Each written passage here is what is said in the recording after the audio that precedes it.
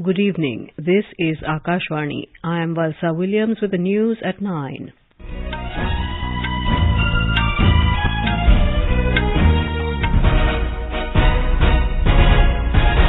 The headlines. Prime Minister Narendra Modi reaches Hiroshima in Japan to attend G7 summit. Reserve Bank to withdraw 2,000 rupee notes from circulation to remain as legal tender.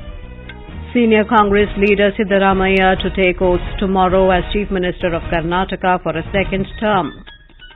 National Testing Agency postpones CUET 2023 in Manipur to the 29th of May, considering temporary centres in Srinagar. Southwest monsoon advances into Southeast Bay of Bengal, Nicobar Islands and South Andaman Sea. And in Italian Open tennis women's singles semi-final underway between Russia's Veronika Kudermetova and Ukraine's Anilina Kalinina.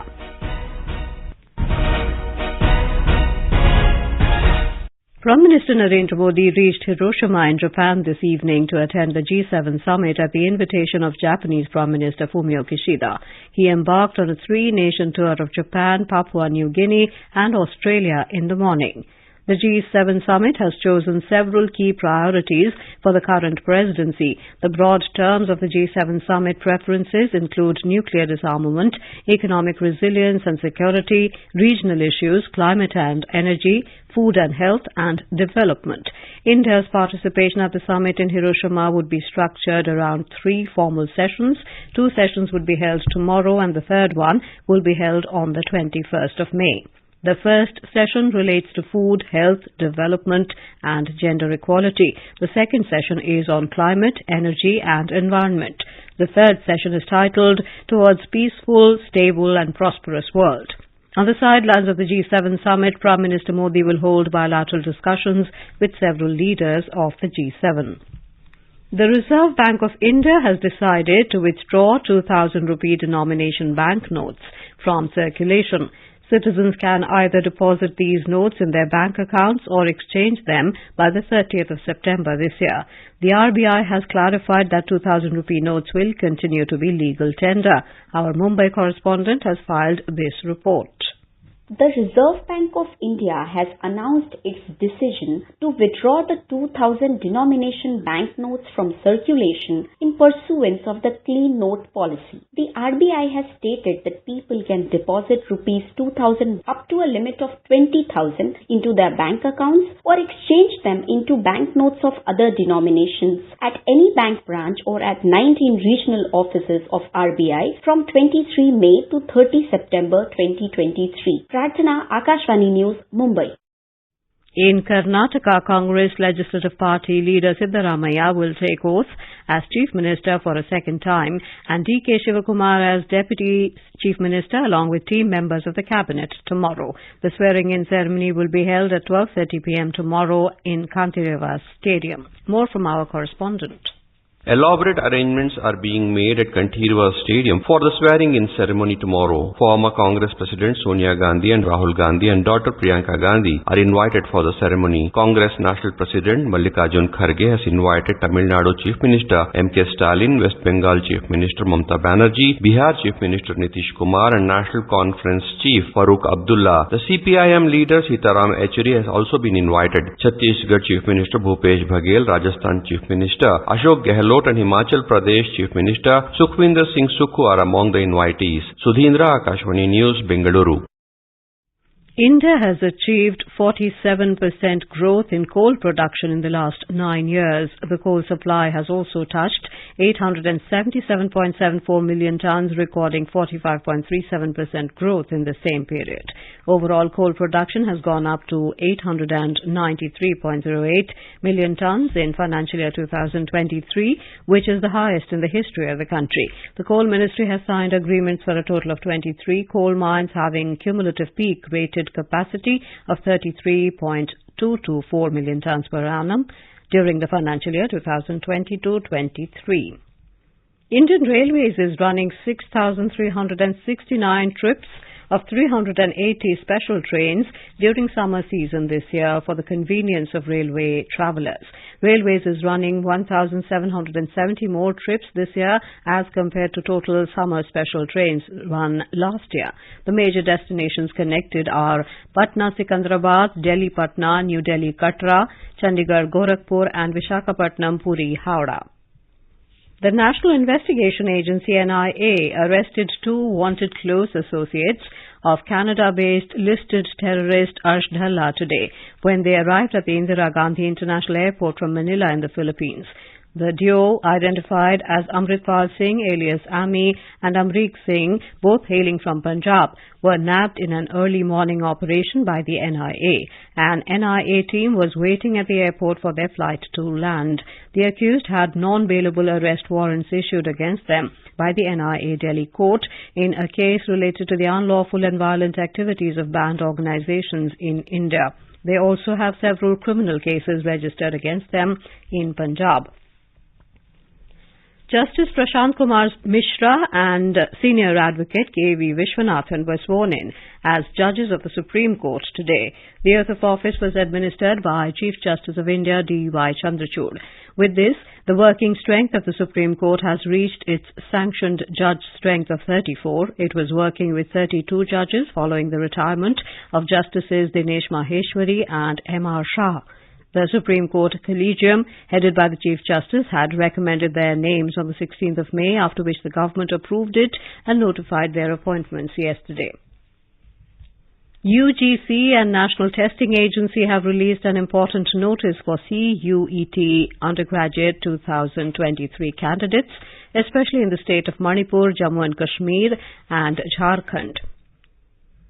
Common Undergraduate Entrance Exam CUET 2023 has been deferred to 29th May in Manipur due to law and order situation there. UGC said in a release that the option to seek change of centre is still available. Around 3,697 candidates had earlier opted to appear in Manipur for the examination. NTA has carefully reviewed the law and order situation in consultation with the Manipur administration and contacted these candidates on telephone to choose their preferred city for the examination.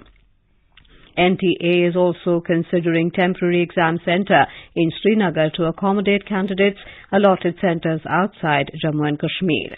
Some candidates in Jammu and Kashmir and Jharkhand may still have to take CUET outside the chosen state due to extremely large number of applicants. Common and University entrance test is set to begin across the country on the 21st of May. This is Akashvani giving you the news. For quick news updates round the clock, follow us on our Twitter handle at AIR News Alerts. As the government completes 9 years in office this month, Akashvani News is bringing a series of special stories on various initiatives taken by the government. Today, we will take a look at the JAM Trinity, Jan Dhan, Aadhaar and Mobile. JAM Trinity is an initiative to link Jan Dhan accounts, mobile numbers and Aadhaar cards of Indian citizens to plug the leakages in government subsidies. The scheme was launched by Prime Minister Narendra Modi in August 2014. Speaking recently, Prime Minister Modi said about 8 crore fake beneficiaries of government schemes have been rooted out because of the JAM Trinity.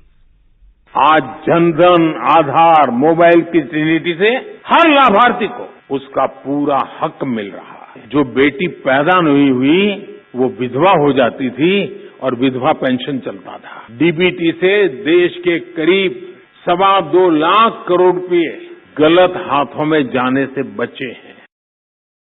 We bring you this report. The government using DBT for 312 schemes of 53 ministries with approximately 29 lakh crore have been directly transferred to the real beneficiary without leakage. Till March, as per estimate, the total balance in the basic bank accounts under the Pradhan Mantri Jan Dhan Yojana stood at over 1.97 lakh crore rupees with 48.99 crore beneficiaries, out of which 27.22 crore are women. By integrating disadvantaged group of society into the official financial system, the scheme has profoundly changed the lives and futures of millions of Indians. Sanjeev Jasrotia, Akashvani News, Delhi. Our correspondent takes a look at the success of JAM Trinity in the state of Telangana.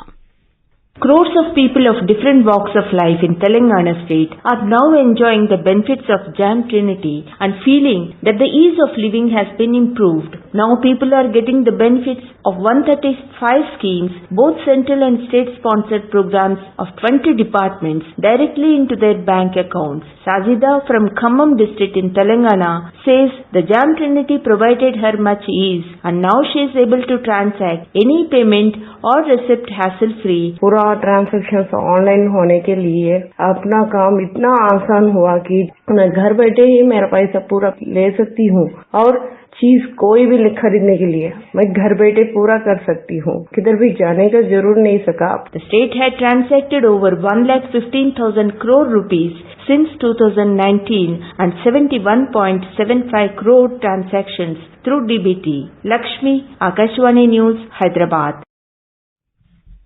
The third G20 Tourism Working Group meeting will be held in Srinagar from the 22nd to the 24th of May.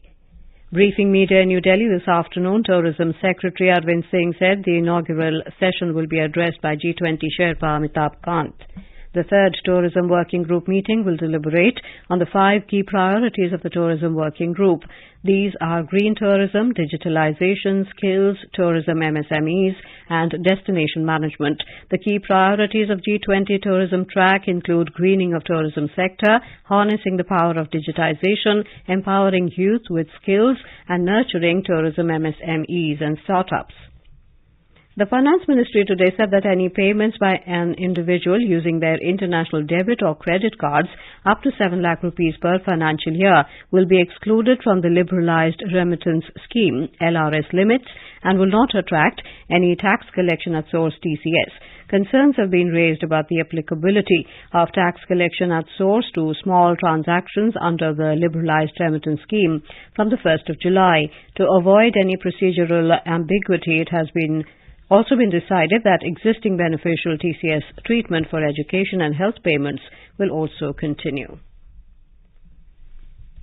The 32nd Summit of the Arab League is currently taking place in Jeddah, with the primary focus on Syria's reinstatement into the League and the ongoing conflict in Sudan. Arab heads of state and government, including Syrian President Bashar al-Assad, have gathered to participate in the meeting, aiming to discuss greater unity and integration to address major crises in the region. The summit coincides with Saudi Crown Prince Mohammed bin Salman's active regional diplomacy, mirroring his previous determination in engaging with Iran and regional proxies.